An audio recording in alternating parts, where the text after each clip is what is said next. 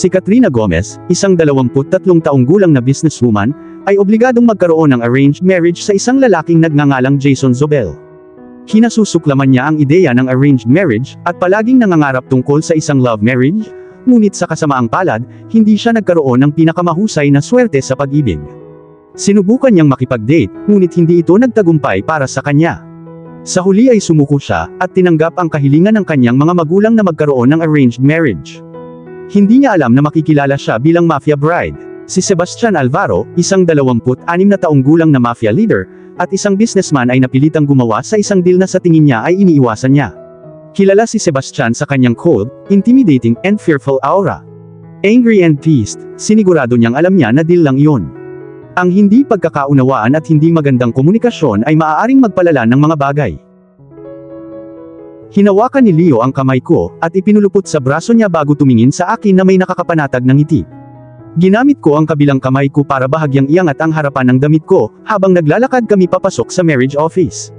Si Leo ang aking elder brother, at ngayon ay dinadala niya ako sa marriage office. Pinaalis ako kasama ang isang estranghero na pinili ng aming mga magulang para sa akin. Pati ang damit ko ay pinili ng mommy namin. Arranged marriage ang mom at dad namin, ganun din ang mga magulang nila, at ang magulang ng magulang nila. Ito ay tulad ng isang tradisyon sa aming pamilya. Ang nag-iisang gumawa ng love marriage, at nakatakas sa hangal na tradisyong ito ay ang aking kapatid na si Leo. Siya ay may beautiful wife, at siya ay ama ng isang lovely 5 months baby girl. Palagi akong nagtitiwala na sisirain ko ang hangal na tradisyong ito, tulad ng ginawa ni Leo, ngunit nagkamali ako. Nagkaroon ako ng 2 boyfriends in the past, and each time, I got heartbroken. Hindi ako kasing swerte ni Leo. Ang dahilan kung bakit ako sumuko sa kasal na ito ay dahil sa pressure na inilalagay sa akin ng aking mga magulang.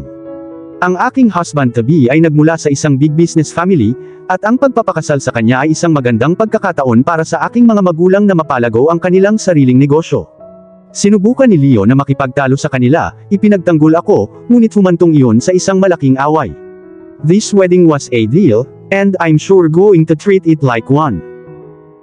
2 taon na ang lumipas mula nang itinigil ko ang ginagawa ko at italaga ang sarili ko sa aking trabaho. Ang paggawa ng mga deal at paggalang sa kanila, ay isa sa aking pang-araw-araw na gawain, at ang arranged marriage na ito ay katulad ng ibang deal. My parents lived together for 25 years without love. I can do this. Pumasok kami sa loob ng opisina at dumapo ang aking mga mata kay Jason Zobel, ang pakakasalan ko. Naka-gray suit siya, red tie, white shirt at naka-style siya ng military guy. Napangiti ang mga labi niya habang nililibot ng mga mata niya ang katawan ko na hindi man lang itinatago. Ang aking mga magulang ay nakatayo sa gilid na may malaking ngiti sa kanilang mga mukha. Hindi ko sila pinansin, habang inalalayan kami ni Leo papunta sa mga upuan. Umupo ako, hindi man lang hinintay na magsalita si Jason o ang lalaking nasa likod ng desk. Sabik na sabik siya, narinig kong nagpaliwanag si mommy sa likod ko.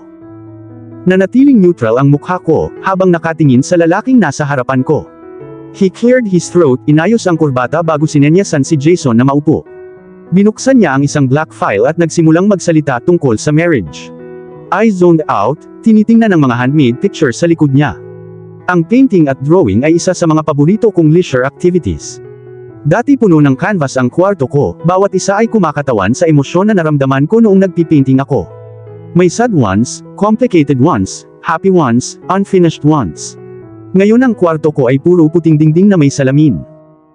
Naramdaman kong may humawak sa kamay ko, at napalingon ako kay Jason. Binigyan niya ako ng malandi na kindat, bago ibinalik ang tingin sa lalaking nagsasalita pa. Inalis ko bigla ang kamay ko, umaasang makukuha niya ang ideya na iwan ako mag-isa. Now I'll need the witnesses to sign before the couple do. Nagsalita ang lalaki. Sinabi niya ang pangalan niya, pero hindi ko matandaan. Pumasok ang aming mga magulang, kasama ang mga magulang ni Jason, at pinirmahan ang papel. You'll be mine to cherish soon, bulong ni Jason habang papalapit sa gilid ko. Dahil busy ang mga magulang namin, wala silang napapansin kundi si Leo. Siya ay nagpapadala ng isang liwanag na nakasisilaw sa kanyang paraan, na nagpapakita sa kanya kung gaano siya kaayaw sa kanya. Itinulak ng lalaki ang file sa harap namin, at inabot ni Jason ang isang panulat, sabik na pinirmahan ito. Napansin ng aming mga magulang ang kanyang pagkilos at tumawa ng natutuwa. I wasn't. Once you sign the papers, you'll exchange rings. Dagdag pa ng lalaki. Jason dropped the pen on the paper, before sliding it in front of me. Hinawakan ko ang pen at sa loob-loob ay napabuntong hininga sa pagkatalo. That was it. I only wrote AK, bago bumukas ang pinto na nakakuha ng atensyon namin. Nabitawan ko ang pen, lumingon ako para tingnan kung sino ang dumating. Walang sinuman sa amin ang nag-invite ng sinuman sa wedding na ito, dahil gusto ng aming mga magulang na maging mabilis ito hanggat maaari. Oh shit, narinig kong pagmura ni Daddy. 3 men all suited walked in confidently. May isa sa gitna at dalawa sa likod niya na parang mga bodyguard. Ang gitnang lalaki ay particularly looked intimidating and scary. Siguradong siya ang boss. Who were they? Tumayo si Jason at ganun din ako. Yes, how can we help you? Tanong ni Jason sa kanyang business tone. Naglakad si Daddy sa unahan. Mr. Alvaro, bakit ka nandito? Alvaro, narinig ko na ang pangalang ito dati. Dahil sa kontrata na pinirmahan nating dalawa. Sagot ni Mr. Alvaro, nanlilisik ang tingin kay Dad. Anong kontrata? Maingat na tanong ni Jason. Ang kontrata kung saan binanggit niya ang kanyang daughter at ang aking wedding. Sabi ni Mr. Alvaro na ikinagulat ko. Ha, what the hell? Naramdaman kong may humawak sa braso ko, kaya napalingon ako kay Leo. Just say yes, bulong ni Leo, making me confused. Alam ba niya ang tungkol doon? No, she's marrying me. Kumpiyansa na sabi ni Jason. No, you're not, umiling-iling na sabi ni Dad. Galit na galit si Jason. What are you talking about? He's right, pumirma ako ng kontrata kung saan tutulungan niya ako sa trabaho, at kunin si Katrina bilang asawa niya, pag-amin ni Dad. Pakiramdam ko, naubos lahat ng energy ko sa katawan. Bakit niya gagawin iyon? He's not, he'll have to fight me to take my place. Pinandilata ni Jason ang middle guy. Jason, siya si Sebastian Alvaro. He doesn't have to fight you to take your place. Nagsalita si Leo sa tabi ko, dahilan para mapalipat ang tingin sa akin ng middle guy. Nakatitig sa kaluluwa ko ang mapupusok niyang kulay abo na mga mata, dahilan para manginig ako. Sebastian Alvaro. Sandali lang, alam ko ang pangalang ito. Oh my God, siya ang mafia leader of the town, ang pinakadelikado at nakakatakot. Maraming chismis ang umiikot sa bayan tungkol sa kanya. Ang isa sa mga ito ay ang walang awa na paraan na maaari niyang pumatay ng hindi nag-iisip ng 2 beses. Kahit na ang mga pulis ay sinusubukang lumayo sa kanyang mafia stuff. Nabalitaan ko rin na may legal siyang negosyo kung saan nagtatrabaho siya tulad ng mga normal na tao. Bakit pipirma si Dad ng kontrata sa kanya? Naglakad pa forward si Sebastian, napalingon si Jason habang papunta sa desk. Kinuha niya ang papel sa file, at pinunit ito sa kalahati, dahilan para mapasinghap ang mga babae. Napalunok ang lalaking nasa likod ng desk na nakatingin kay Sebastian. Kumuha ka ng bago at bilisan mo, sabi ni Sebastian sa kanya, at tumango siya ng walang salita. Mabilis niyang binuksan ang mga drawer sa gilid, at naglabas ng panibagong set ng papel. Inilapag niya ang mga iyon sa mesa sa harapan namin. Wait, tanungin mo siya kung ano ang gusto niya, sabi ni Jason, na nakatingin sa akin. Kaya ngayon tatanungin nila ako kung ano ang gusto ko. Ang isang kontrata ay isang kontrata, wala siyang sasabihin tungkol dito, nagsalita si Daddy. Naikuyong ko ang aking kamao sa aking tagiliran, pinipigilan ang aking mga luha. Gusto kong sumigaw at sabihin ang masamang salita bago tumakas dito, mula sa lahat. Mas gugustuhin kong mamuhay ng mag-isa, maging isang cat lady habang buhay. Kailangang pumirma muna ang mga witness, sabi ng lalaki kay Sebastian. Lumingon si Sebastian at tumango sa 2 lalaki na kasama niya. Naglakad sila forward, at bawat isa ay pumirma sa papel. Umalis si Leo sa tabi ko at pumirma rin. Ngayon kayong 2 ang pumirma. Sebastian signed the paper in seconds, blanko ang mukha, mahigpit na nakapulupot ang mga daliri sa pen. Ibinaba niya ang pen at umatras, inilagay ang kamay sa bulsa ng pantalon. Your turn, Katrina, wika ni Daddy. Ang boses niya ang nagpapakulo ng dugo ko sa mga ugat ko. Kinuha ko ang pen at pinirmahan ito. Hindi ang perpektong sign na ginawa ko, ngunit hindi mahalaga, tulad ng bagay na ito sa kontrata. Sinadya kong ibaba ng malakas ang pen, bago umatras palayo kay Leo. Now the ring. Isa sa mga kaibigan ni Sebastian ang naglabas ng isang blue velvet box, iniabot sa kanya. Binuksan iyon ni Sebastian bago naglakad palapit sa akin. Ilang mahabang hakbang, at nasa harapan ko na siya. Hinawakan niya ang kamay ko, mabilis na isinuot sa daliri ko ang singsing bago ibinaba ang kamay ko. Lumapit sa akin si Mommy na may dalang isa pang velvet box at kinuha ko ang singsing. Hinawakan ko ang singsing sa ere at tumangala sa kanya. Itinaas niya ang kanyang kamay at isinuot ko ang singsing sa kanyang daliri. Medyo masikip ito dahil kay Jason ang laki ng singsing. You are now husband and wife, congratulations. Sabi ng lalaki sa likod ng desk, na nakakuha ng tingin sa akin at kay Sebastian. Napalunok siya, nakatingin sa ibaba. That is nonsense. Napangisi si Jason habang nakatingin sa dingding. More like humiliating, sabi ng daddy ni Jason. Umalis na silang lahat, pati na ang lalaking nasa likod ng desk.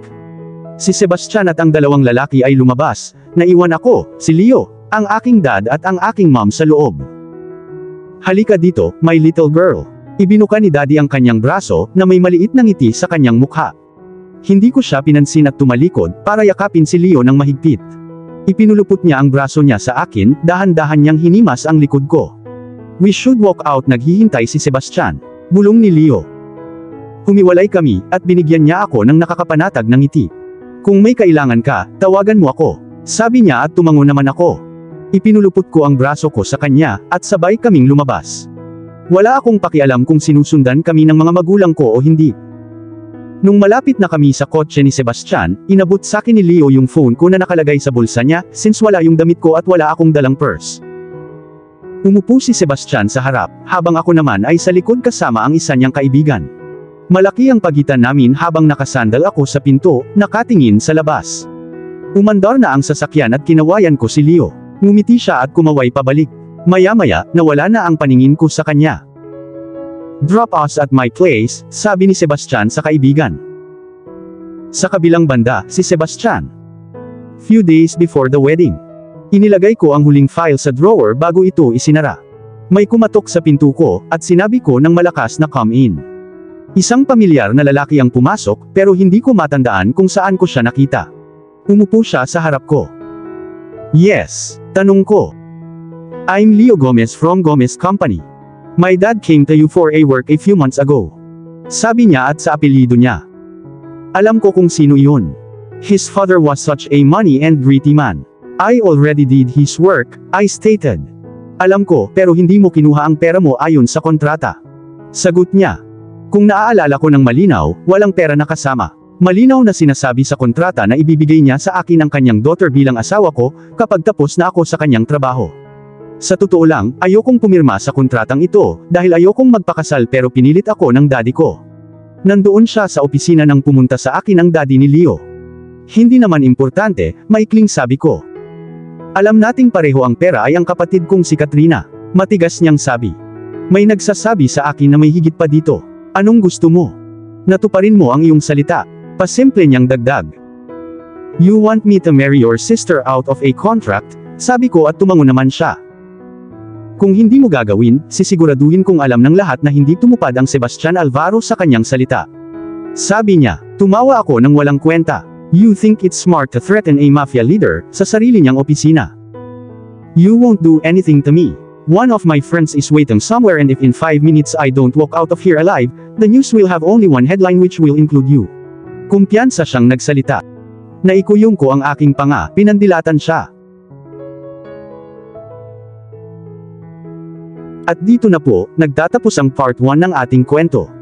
Sabay-sabay po nating abangan ang susunod na kabanata. Maraming salamat po. God bless and stay safe.